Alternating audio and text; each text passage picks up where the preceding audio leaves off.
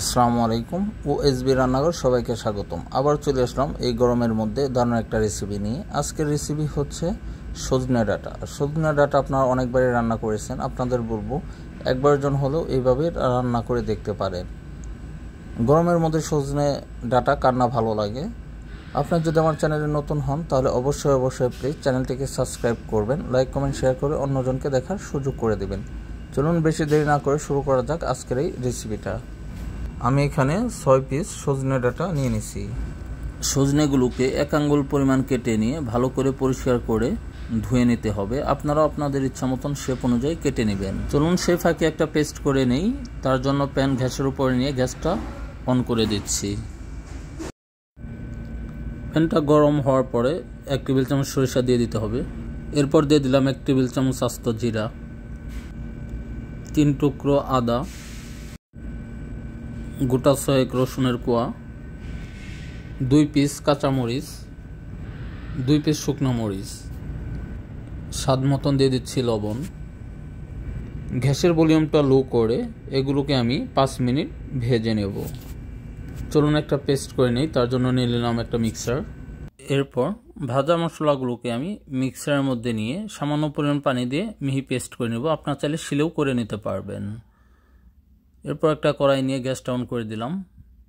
কড়াইটা গরম হওয়ার পরে দিয়ে দিচ্ছি পরিমাণ মতন সাদা তেল। আপনার চাইলে সরষের তেল দিয়েও রান্না করতে পারেন। এরপর দিয়ে দিচ্ছি আলু। আমি মিডিয়াম সাইজের 2টা আলু পাতলা স্লাইস করে কেটে নিয়েছি। এরপর সজনাগুলোকে দিয়ে ধৈর্য ধরে গ্যাসের ভলিউমটা মিডিয়াম করে 5 মিনিটের মতো আমি ভেজে নেব।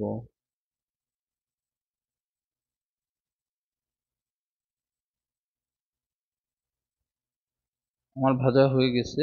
একটা হাতার মাধ্যমে আমি এগুলোকে উঠিয়ে নিচ্ছি। গ্যাসের ভলিউমটা লো করে দিয়ে দিলাম 1/2 টেবিল চামচ কালো সরষে। এরপর আমি সেই পেস্টটা দিয়ে দিচ্ছি। গ্যাসের ভলিউমটা অবশ্যই এই সময় আপনাদের একদমই লো রাখতে হবে, তা না হলে এগুলো পুড়ে যাবে। আমি একটা খুন্তির মাধ্যমে গ্যাসের ভলিউমটা লো করে এগুলোকে কষিয়ে নেব কাঁচা গন্ধটা চলে যাওয়া পর্যন্ত। এরপর দিয়ে দিচ্ছি 1/2 টেবিল চামচ শুকনো মরিচের গুঁড়া, 1/2 টেবিল চামচ হলুদের গুঁড়া এবং স্বাদ মতো লবণ। সবগুলো উপকরণ দিয়ে আমি ভালোভাবে মিক্স করে এগুলোকে আবারও কষিয়ে নিব গ্যাসের ভলিউমটা লো করে কাঁচা গন্ধটা চলে যাওয়ার পর্যন্ত। এরপরে দিয়ে দিচ্ছি মিডিয়াম সাইজের একটা টমেটো স্লাইস করে কেটে রেখেছিলাম। এরপরে আমি দিয়ে দেব সে ভেজে রাখা আলু এবং সজনে ডাঁটা। সবগুলো উপকরণ দিয়ে আমি একটা হাতার মাধ্যমে এগুলোকে ভালো করে মিক্সড করে নেব। গ্যাসের ভলিউমটা এই সময় অবশ্যই মিডিয়াম মোডে রেখে আমি এগুলোকে কষিয়ে নেব। দেখতেই পাচ্ছেন এটা রান্না করা খুবই সহজ। আপনাদের অনুরোধ করব একবার জন্য হলেও এইভাবে রান্না করে দেখতে পারেন।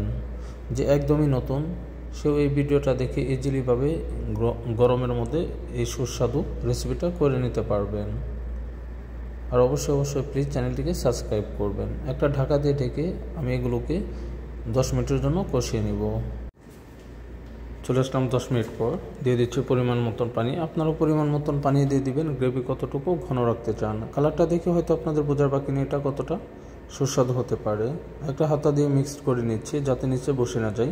গ্যাসের ভলিউমটা হাই করে একটা ঢাকা দিয়ে ঢেকে আমি 15 মিনিট রান্না করে নেব। একটা ঢাকা দিয়ে ঢেকে 15 মিনিট রান্না করে দেব। চলুন ঘুরে আসি 15 মিনিট পর। চলে আসলাম 15 মিনিট পর। ঢাকাটা উঠে নিলাম। দেখতেই পাচ্ছেন গ্রেভিটাও আমার ঘন হয়ে আসছে। আপনারা পরিমাণ মতন পানি দিয়ে দিবেন গ্রেভি কতটুকু ঘন রাখুন। গার্নিশের জন্য দিয়ে দিচ্ছি ধনিয়া পাতা কুচি। ঢাকা দিয়ে ঢেকে গ্যাসটা অফ করে রেস্টে রেখে দেব পরিবেশনের আগ পর্যন্ত। চলে আসলাম পরিবেশনের জন্য। কালারটা দেখে হয়তো আপনাদের বোঝার বাকি নেই এটা কতটা সুস্বাদু এবং লোভনীয় হতে পারে। সজনে ডাঁটা কার না ভালো লাগে। বাড়িতে একবার জন্য হলেও ট্রাই করবেন। ভালো থাকবেন, সুস্থ থাকবেন। আবার দেখা হবে নতুন কোনো রেসিপি নিয়ে।